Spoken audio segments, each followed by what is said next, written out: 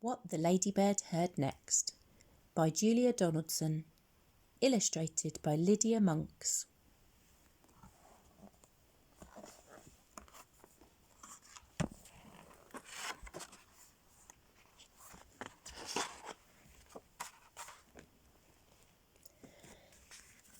Once upon a farm lived a ladybird, and these are the things that she saw and heard.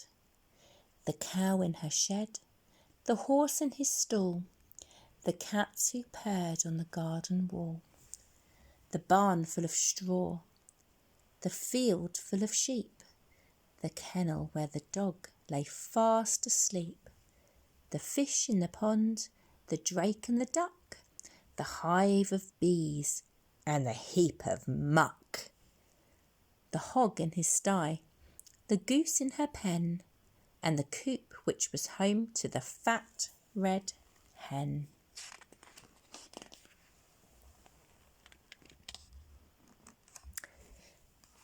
Now the fat red hen, with her thin brown legs, laid lots and lots of speckled eggs. But then, oh help, oh no, oh dear, those eggs began to disappear. Each morning all the eggs are gone, and the animals asked, "What's going on?" "I'll find out," said the ladybird. So she flew and she flew, and she saw and she heard.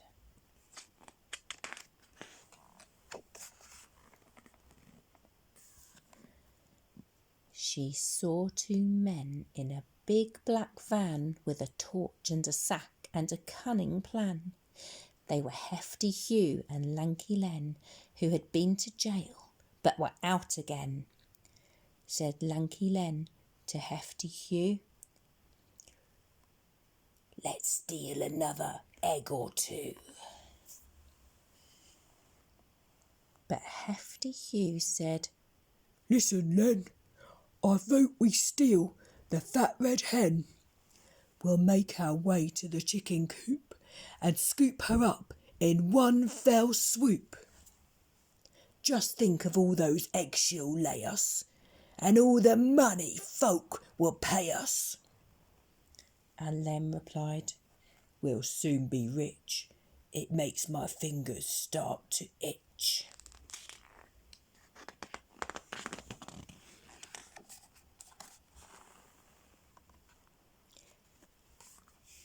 The little spotty ladybird told the animals what she'd heard.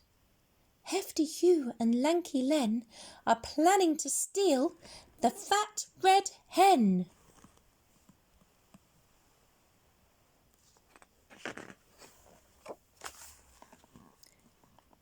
Then the cow said, "Moo," and the hen said, "Cluck." "Hiss," said the goose. "Quack," said the duck. "Neigh," said the horse. "Oink," said the hog. "Baa," said the sheep, and "Ruff," said the dog. And the two cats meowed, "Those bad, bad men! We can't let them steal the fat red hen." But the ladybird said, "Listen, quick! I've thought of a really clever trick."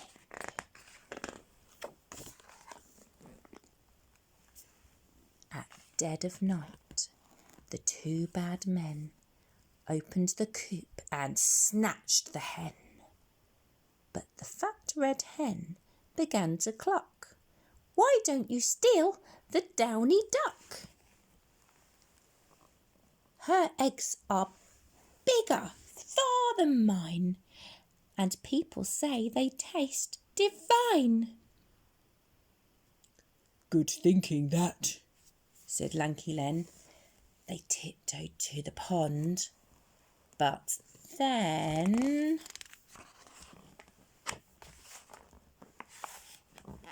the downy duck began to quack. "Oh, please, don't put me in your sack. Why don't you steal the goose instead? She's bigger still and better fed.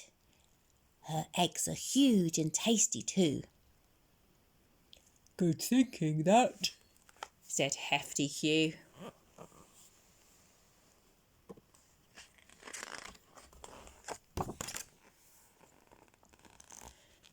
But when they tried to seize the goose, she hissed at them. "I'm not much use. Why don't you steal that great big bird, the super duper snuggly snurd?" "What?" said Len. And "Who?" said Hugh. The goose replied, "I thought you knew. She lays the biggest eggs of all. Each one looks like a rugby ball."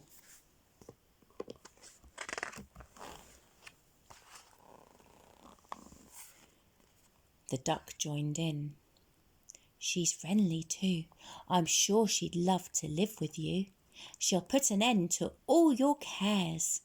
You'll very soon be millionaires." "Where is this snurd?" said Lanky Len. "Not far away," chipped in the hen. "She lives inside that big brown heap. You'll find her there. She's fast asleep."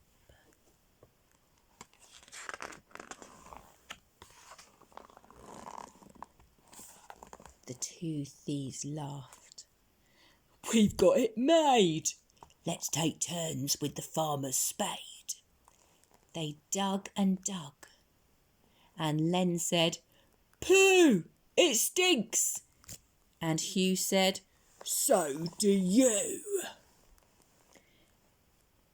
and Len said, "Where's that giant bird, the super duper snuggly snurd?" "She's rather shy," the goose replied. "She must be hiding deep inside."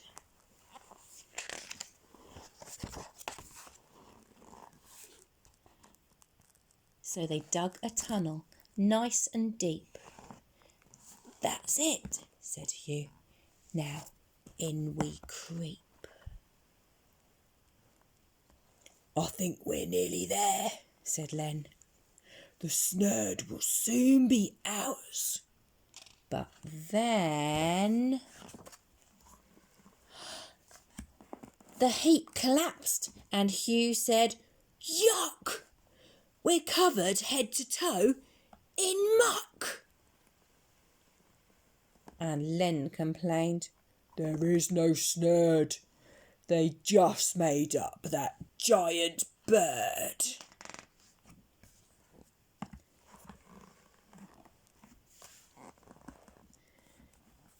Then the other animals gathered round and all let out a deafening sound.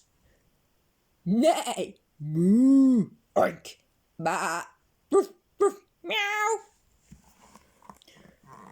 What a racket! What a row!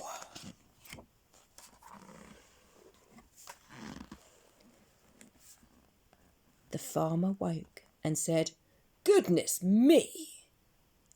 and he had a word with his prize queen bee. And the bees chased after the two bad men, who never came back to the farm again.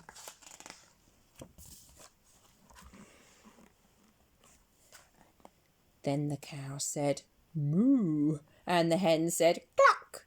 "Hiss!" said the goose. "Quack!" said the duck. "Neigh!" said the horse. "Oink!" said the hog. "Baa!" said the sheep, and "Woof!" said the dog. And the farmer cheered, and both cats purred. But the ladybird said never a word, and neither did the snuggly snurd.